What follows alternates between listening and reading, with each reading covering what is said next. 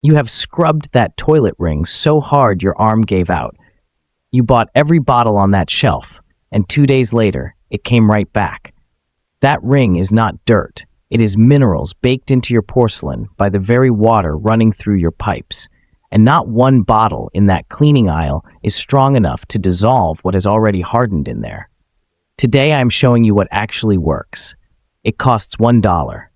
And once you see what it does to your toilet, your silver, your garden, and everything in between, you will be angry. Nobody showed you this sooner.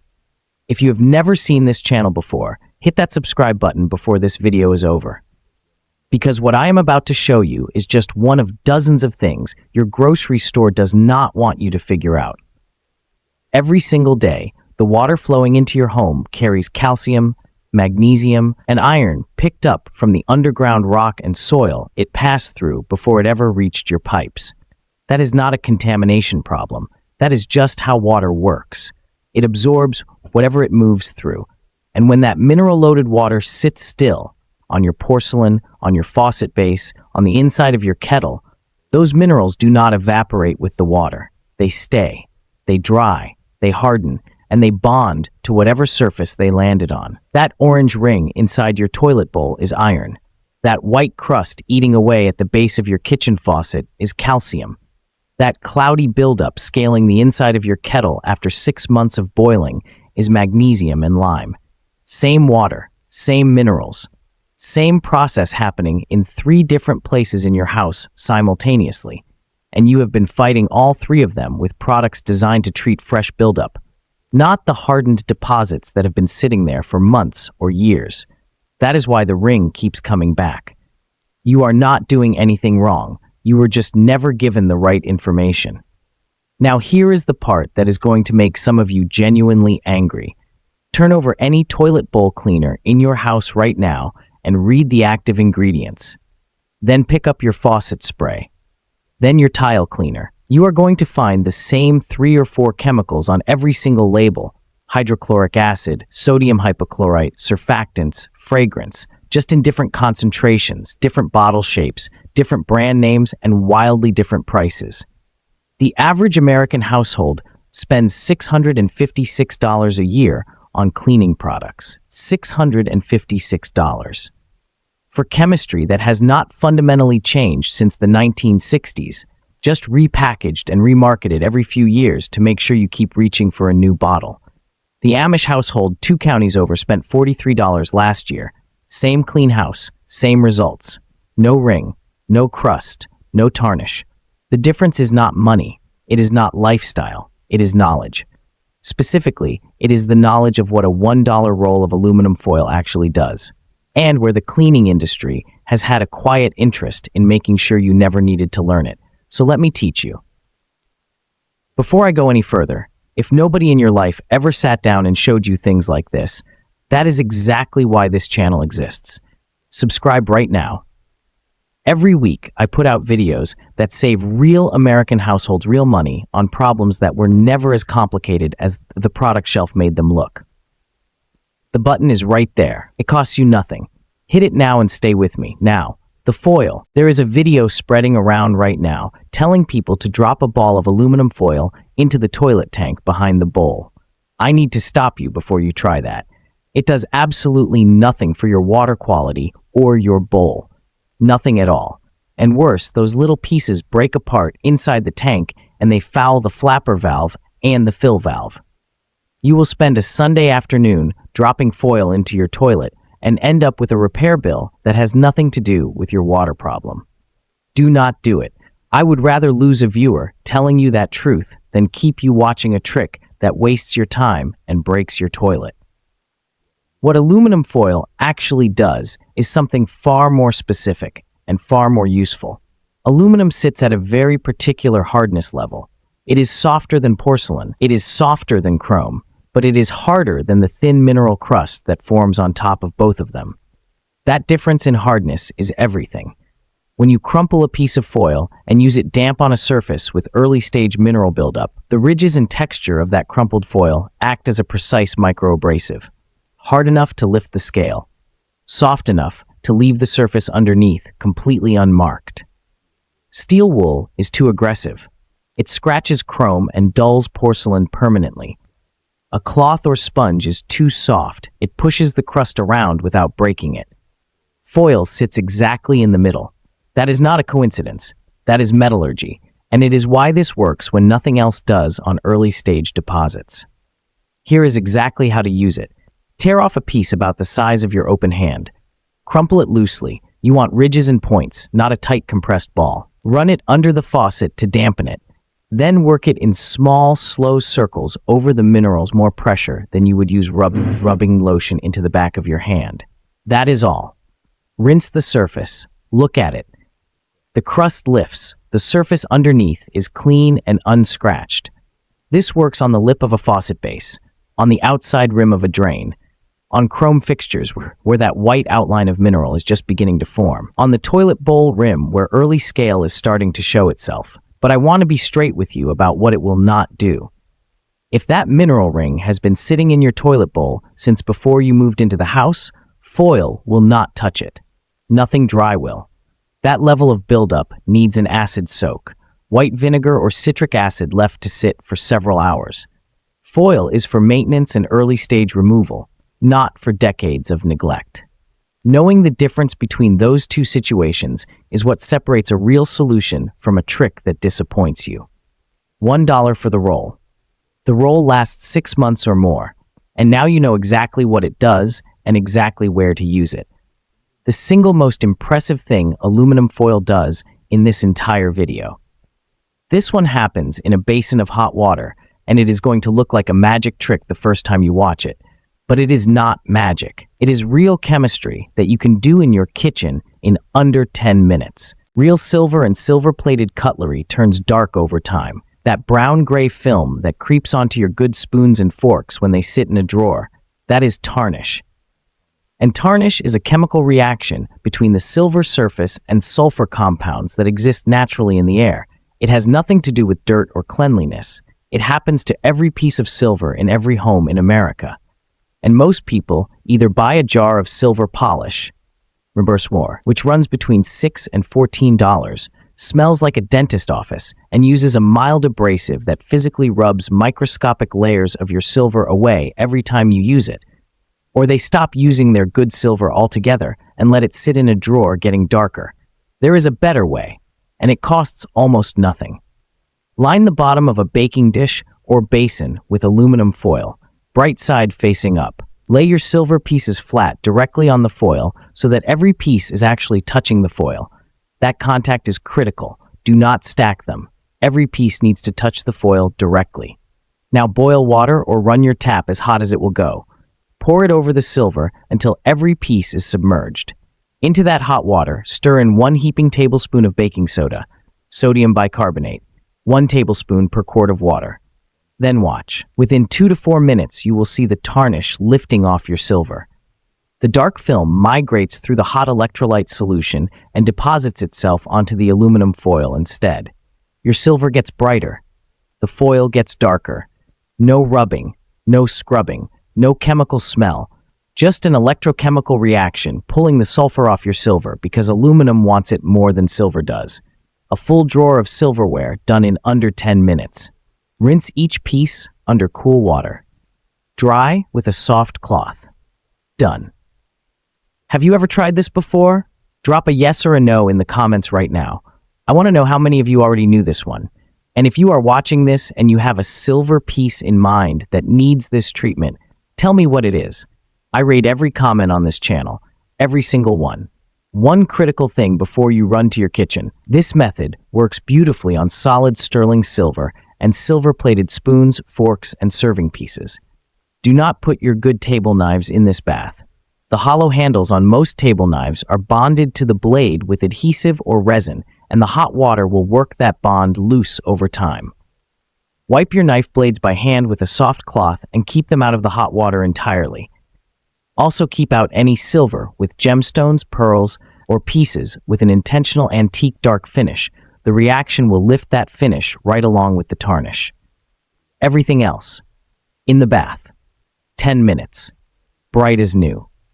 If you are getting value out of this video and you have not subscribed yet, I need you to ask yourself something honestly. How old were you when someone finally sat down and showed you things like this? For most Americans, nobody ever did. We figured it out too late, spent too much money, and never questioned what was on the shelf in front of us. This channel exists to change that. Subscribe right now, every single week. Real solutions, real savings, zero fluff. The button is right there. Let me show you something that is costing you money every single week, and you have almost certainly never once stopped to think about it. Bar soap. A bar of soap sitting in standing water dissolves from the bottom up. Every time your soap sits in a puddle of its own wet, it is losing 30 to 40% of its usable life to slime before it ever touches your hands. Over the course of a year in an average American home with 2 or 3 sinks in regular use, that is between 15 and 20 extra bars of soap you are buying that you would never need to buy if the bar simply stayed dry between uses. At $2 to $4 per bar, that is $60 to $80 per year per household, going straight down the drain. Literally. Cut a square of aluminum foil about 6 inches across. Press it into your soap dish and crimp the edges up around the sides so it forms a shallow tray. Then use your finger to press 4 to 6 ridges into the bottom of that foil tray, like little raised rails running across the bottom. Set your bar of soap on top of those ridges. The soap now sits elevated off the dish floor. Air circulates underneath it. Water drains into the channels between the ridges and away from the bar. The soap dries hard between uses instead of going soft and dissolving. A bar that used to last 10 days will now give you 22 to 26 days of use. Same bar, same soap. The only thing that changed is that it is no longer sitting in its own wet. Replace the foil liner once a week. Takes 30 seconds. Costs pennies. Now the toilet seat. If your toilet seat makes a knocking or rattling sound every time the lid goes up or comes down, that is not a broken toilet seat. That is a gap between the hinge housing and the porcelain. You can tighten those bolts every week for the rest of your life, and it will keep rattling because the bolt holes are slightly larger than the bolts themselves. There is always room for the seat to shift. Fold a strip of aluminum foil 3 or 4 times until it is a firm, dense pad. Lift the toilet seat and tuck that pad into the gap at each hinge point between the hinge and the porcelain. Lower the seat. Add or remove layers until the wobble is completely gone and the seat sits silent and flush. A replacement toilet seat runs $25 to $80. A plumber call to investigate a noise starts at $75. A fold of foil from your kitchen drawer costs nothing and fixes it in under 60 seconds. I am taking you outside. Because everything I have shown you so far has been inside the house, and if you have a garden, a yard, even a few pots on a porch, what I am about to show you is where this gets genuinely interesting. And I will tell you plainly, most gardening channels will never cover this because it makes the garden center shelf look unnecessary, which it largely is. Aluminum foil repels insects, not because of any chemical it contains, because of light. Specific garden pests navigate by detecting the reflection of ultraviolet light from the sky. Aphids, those tiny soft-bodied insects that cluster on new growth and drain the life out of your plants, they orient themselves by looking for the sky's UV reflection below them, which normally means soil. When you lay aluminum foil on that soil with the shiny side up, it bounces UV light upward in a pattern that completely disorients them. They cannot find where to land. They avoid the area entirely. University extension programs have studied this. This is not folk wisdom. This is documented pest management used by commercial growers who cannot afford to lose a crop. Lay strips of foil 6 to 8 inches wide on the soil around the base of your tomatoes, Solanum lycopersicum. Around your peppers, Capsicum annuum. Around your squash, Cucurbita pepo, where squash vine borer moths, Melidia cucurbitae, lay eggs at the base of the stem. Around your basil, Ocimum basilicum, where aphids attack new leaf growth first. Shiny side up, edges anchored with rocks or a thin layer of soil. Replace after heavy rain. That is it. No spray, no chemical, no harm to your soil, your pollinators, or your family.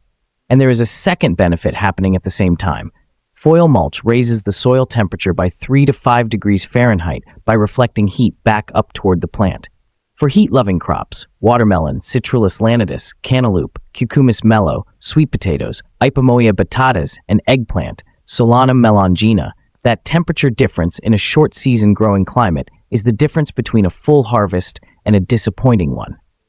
And because the foil also slows evaporation from the soil surface, you will water 20 to 30% less often through the driest part of summer.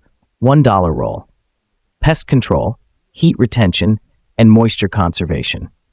Simultaneously, if you are growing a garden, even 3 tomato plants in buckets on a concrete patio, and you have not subscribed to this channel yet, I want you to tell me why. Because every week I cover exactly this: natural pest control, soil health, what to plant alongside what, how to get more out of less space for less money than the garden center wants you to spend. Subscribe now and turn on notifications, because next week's video covers something your garden specifically needs before the season gets any further along, and I do not want you to miss it. Now for your fruit trees and perennial bushes. Deer and rabbits cause more damage to young fruit trees and berry canes than most gardeners ever plan for. And the commercial repellents, sprays, granules, motion lights cost between $20 and $60 per season and require constant reapplication. Aluminum foil strips tied loosely to the lower branches of your apple trees, Malus domestica, your peach trees, Prunus persica, your pear trees, Pyrus communis, and around the perimeter of your blueberry bushes, Vaccinium corymbosum, your raspberry canes, Rubus idaeus, your fig trees, Ficus carica, and your elderberry, Sambucus nigra. Create a movement and sound deterrent that deer and rabbits are genuinely disturbed by, particularly at dusk and dawn when they do most of their feeding.